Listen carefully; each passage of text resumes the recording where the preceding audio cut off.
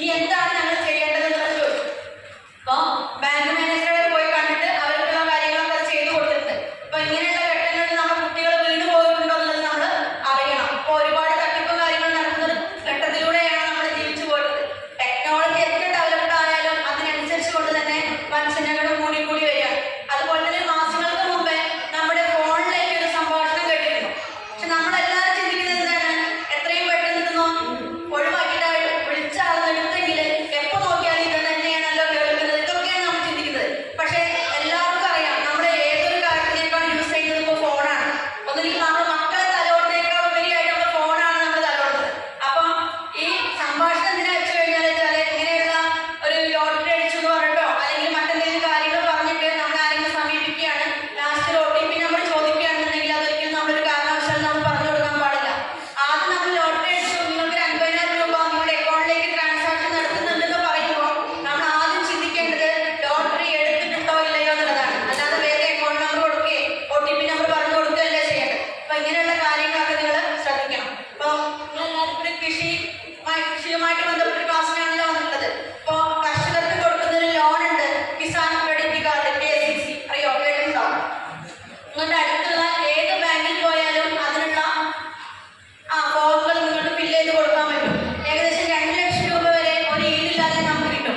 Bank എന്തെല്ലാം documents ആണോ പറയുന്നത് അത് അതേപോലെ നിങ്ങൾ അവിടെ എത്തിച്ചു കഴിഞ്ഞാൽ, ഓൺലൈനായിട്ട് അപേക്ഷ കൊടുക്കുകയൊക്കെ ചെയ്ത് കഴിഞ്ഞാൽ നമുക്ക് 14 ദിവസത്തിനകം ബാങ്കിന് ബോധ്യപ്പെട്ട് കഴിഞ്ഞാൽ 14 ദിവസത്തിനകം നമുക്ക് ക്രെഡിറ്റ് കാർഡ് കിട്ടും. 2 ലക്ഷം രൂപയ്ക്ക് നമ്മൾ ഒരു പലിശയും കൊടുക്കേണ്ടതായിട്ടില്ല. ഈ 2025 മുതൽ 5 ലക്ഷം രൂപയാണ് നമുക്ക് കിട്ടുന്നത്.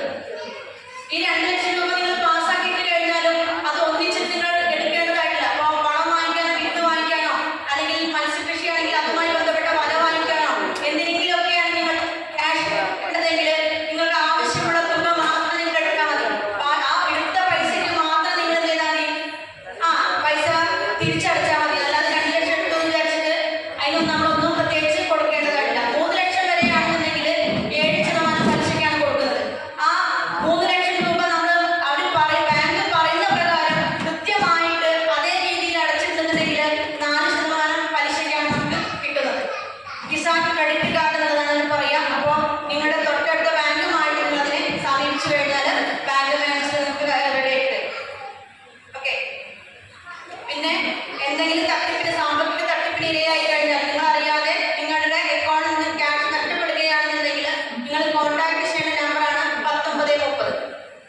ഒരു കാരണവശാലും നമ്മുടെ ആധാർ നമ്പറോ അതുപോലെ തന്നെ അക്കൗണ്ട് നമ്പറോ മറ്റൊരാൾക്കും കൈമാറാതിരിക്കും. അപ്പോൾ നമ്മുടെ സംരക്ഷണം നമ്മുടെ കയ്യിൽ തന്നെയാണ്. നമ്മൾ എന്താണ് ചെയ്യുന്നത് അതിനനുസരിച്ച് കൊണ്ടായിരിക്കും നമുക്ക് ഒരുപാട് പ്രശ്നങ്ങൾ നേരിടേണ്ടി വരും. KYC അപേക്ഷ എല്ലാവരും നിർബന്ധമായിട്ടും ചെയ്യണം. ഈ 2 ഇൻഷുറൻസിനെ കുറിച്ചിട്ട് ആയിഷ എന്ന് പറയുന്ന കുട്ടിയുണ്ട്, അവർ പറഞ്ഞു. എല്ലാവർക്കും നമസ്കാരം. എൻ്റെ പേര് ആയിഷ. നമുക്ക് സാമ്പത്തിക സാക്ഷരതയെ കുറിച്ച് വേണം കുറച്ച് കാര്യങ്ങളൊക്കെ പറഞ്ഞു തന്നു. പിന്നെ നാഷണലൈസ്ഡ് ബാങ്കിന്റെ കീഴിൽ ഇൻഷുറൻസുകളാണ്. ഇൻഷുറൻസിനെ കുറിച്ച് കേട്ടിട്ടുണ്ട്. നമുക്കറിയാം നമുക്ക് എന്തെങ്കിലും സംഭവിച്ചു കഴിഞ്ഞാൽ പ്രതീക്ഷിക്കാത്ത സമയത്ത് എന്തെങ്കിലും നഷ്ടം സംഭവിക്കുമ്പോഴാണ് ഇൻഷുറൻസ് മുതൽ സാമ്പത്തിക സഹായം നമുക്ക് ലഭിക്കുന്നത്. അപ്പോൾ അതിന് 20 രൂപ ഇൻഷുറൻസിനെ കുറിച്ച് കേട്ടിട്ടുണ്ടാവും. 20 രൂപ ഇൻഷുറൻസ് എന്ന് പറഞ്ഞാൽ PMSBY, പ്രധാനമന്ത്രി സുരക്ഷാ ബീമാ യോജന. അത് ഇൻഷുറൻസ് എന്ന് പറഞ്ഞാൽ 18 വയസ്സിനും 70 വയസ്സിലുള്ള ആളുകൾക്ക് ആർക്കും എന്ത് ചെയ്യാൻ പറ്റും, അത് ചേരാൻ കഴിയും. അതിൻ്റെ ആനുകൂല്യം എന്ന് പറയുന്നത് പെട്ടെന്ന് ആക്സിഡന്റിൽ ഡെത്ത് സംഭവിച്ചു കഴിഞ്ഞാൽ നമുക്കൊക്കെ ഇന്നത്തെ ദൈനംദിന ജീവിതത്തിൽ എപ്പോഴും ആർക്കും എന്ത് വേണമെങ്കിലും സംഭവിക്കാം. വർഷത്തിൽ 20 രൂപയുള്ളൂ. അപ്പൊ 20 രൂപ പെട്ടെന്ന് ആക്സിഡന്റ് സംഭവിച്ച് മരണപ്പെട്ട് കഴിഞ്ഞാൽ നമ്മൾ ആരുടെ പേരിലാണ് ഇൻഷുറൻസ് നോമിനിയായിട്ട് കൊടുത്തിട്ടുള്ളത് അവർക്ക് 2 ലക്ഷം രൂപ ലഭിക്കുകയാണ്. ഇൻഷുറൻസ് എന്ന് പറഞ്ഞാൽ നമുക്കറിയാം നമുക്ക് എന്തെങ്കിലും സംഭവിച്ചു കഴിഞ്ഞാലാണ് ഇൻഷുറൻസിന്റെ തുക ലഭിക്കുക. ആ ആക്സിഡന്റിൽ ഭാഗികമായിട്ട് നമുക്ക് ഏതെങ്കിലും അവയവങ്ങൾ നഷ്ടപ്പെട്ട് കഴിഞ്ഞാൽ 1 ലക്ഷം രൂപ ആ ആക്സിഡന്റ് ലഭിക്കുകയാണ്. പിന്നെ PMJJBY എന്ന് പറഞ്ഞ ഇൻഷുറൻസ് ഉണ്ട്, പ്രധാനമന്ത്രി ജീവൻ ജ്യോതി ബീമാ യോജന. അതും എന്താണ് 18 വയസ്സിനും 50 വയസ്സിനും ഇടയിലുള്ള ആളുകൾക്കുള്ളതാണ്. അത് വർഷത്തിൽ 436 രൂപയാണ് സ്കീമിന്റെ എമൗണ്ട് എന്ന് പറയുന്നത്. ഇതൊക്കെ എന്താണ് അക്കൗണ്ട് ത്രൂ ആണ്. ബാങ്കിൽ പോയിട്ട് ഡയറക്റ്റ് ക്യാഷ് അടക്കേണ്ടതില്ല. അക്കൗണ്ട് വഴി വർഷാവർഷം അവർ പിടിക്കുകയാണ് ചെയ്യുക. അപ്പൊ അത് നമ്മൾ എങ്ങനെ സ്വാഭാവിക മരണത്തിനും അസ്വാഭാവിക മരണത്തിനൊക്കെ ഉള്ളതാണ്. എങ്ങനെ മരണപ്പെട്ട് കഴിഞ്ഞാൽ എന്ത് ചെയ്യാൻ ആ വ്യക്തിക്ക് അല്ലെങ്കിൽ ആ കുടുംബത്തിന് 2 ലക്ഷം രൂപ സാമ്പത്തിക സഹായം ലഭിക്കാൻ. അതുപോലെ തന്നെ പെൻഷന്റെ സ്കീമുണ്ട്. APY എന്ന് പറഞ്ഞിട്ട് ഇതൊക്കെ ബാങ്കിന് ടാർഗറ്റ് ഉണ്ട്. എല്ലാ ആളുകളും താഴെ തട്ടിലുള്ള ആളുകളിലേക്ക് മാക്സിമം എത്തിക്കണം എന്നുണ്ട്. ബാങ്ക് വഴി ഒരുപാട് ക്യാമ്പുകളൊക്കെ സംഘടിപ്പിക്കുന്നത്, അതിലൊക്കെ കുറെ ആളുകൾ ചേർന്നിട്ടുണ്ടാവും. പിന്നെ അതുപോലെ തന്നെ പെൻഷൻ സ്കീം എന്ന് പറഞ്ഞാൽ നമുക്കറിയാം 60 വയസ്സ് കഴിഞ്ഞാലാണ് പെൻഷൻ ലഭിക്കുക. അപ്പോൾ 18 വയസ്സ് മുതൽ 40 വയസ്സ് വരെയുള്ള ആളുകൾക്കാണ് അതിൽ ചേരാൻ കഴിയുക. 18 വയസ്സിൽ ചേരുന്ന വ്യക്തി 42 രൂപ വെച്ച് അടക്കുകയാണെങ്കിൽ 60 വയസ്സ് കഴിഞ്ഞാൽ 1000 രൂപ പെൻഷൻ ലഭിക്കും.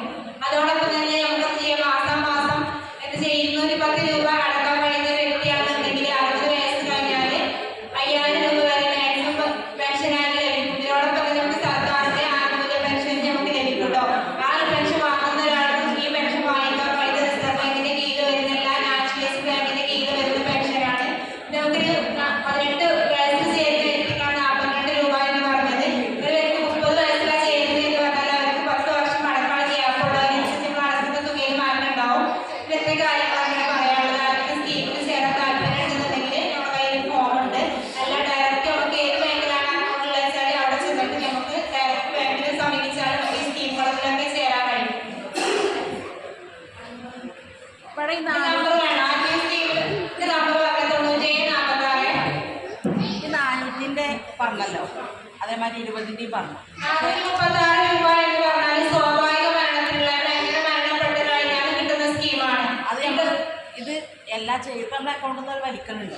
പക്ഷെ നമ്മളിപ്പോൾ നമ്മളെ പേരിലാണ് ഉണ്ടെങ്കിൽ എൻ്റെ ഫാമിലിക്ക് കിട്ടണമെങ്കിൽ അവരെന്ത് ചെയ്യണം?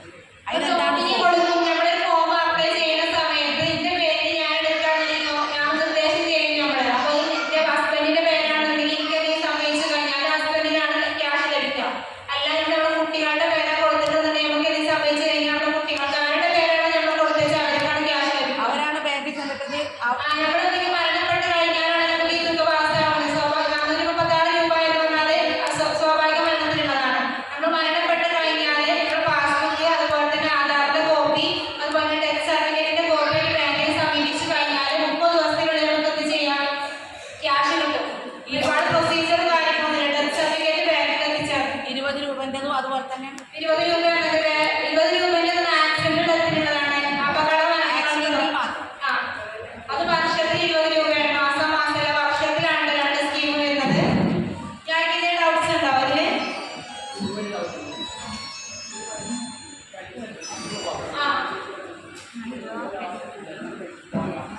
ഇത് പറഞ്ഞാൽ ബാങ്കിന്റെ കീഴിൽ നാഷണലൈസ്ഡ് ബാങ്കിന്റെ കീഴിൽ വരുന്നതാണ്. മറ്റൊരു സർക്കാർ സൗജന്യമായിട്ട് വരുന്ന പെൻഷൻസ് ആണ്. ഇതൊക്കെ മാസം മാസം 42 രൂപയാണ് നിശ്ചിത തുക അടച്ചിട്ട് അതിന്റെ പൈസ നമുക്ക് 60 വയസ്സ് കഴിഞ്ഞ പെൻഷൻ ലഭിക്കുന്നത്. അപ്പോൾ സർക്കാരിന്റെ പെൻഷൻ കിട്ടുന്നതോടുകൂടി തന്നെ നമുക്ക് എന്തുണ്ട് ഈ പെൻഷൻ ലഭിക്കും.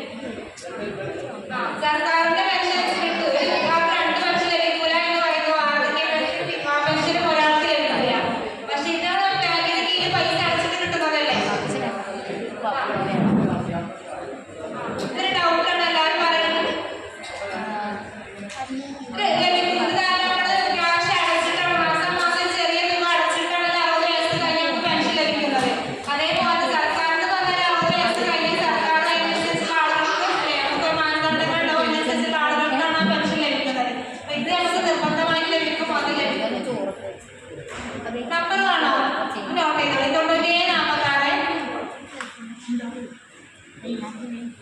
15 85 10. ഇപ്പൊ എന്റെ കയ്യിൽ ഫോം ഉണ്ട്. ഇപ്പൊ ആരെങ്കിലും ചെയ്യാൻ താല്പര്യമുണ്ടെന്നുണ്ടെങ്കിൽ അവിടെ കുറെ പിൻ ഉണ്ടാവും. അതിലുണ്ടടി നമ്പറോ ബാങ്കിലുണ്ട് നമ്മളെ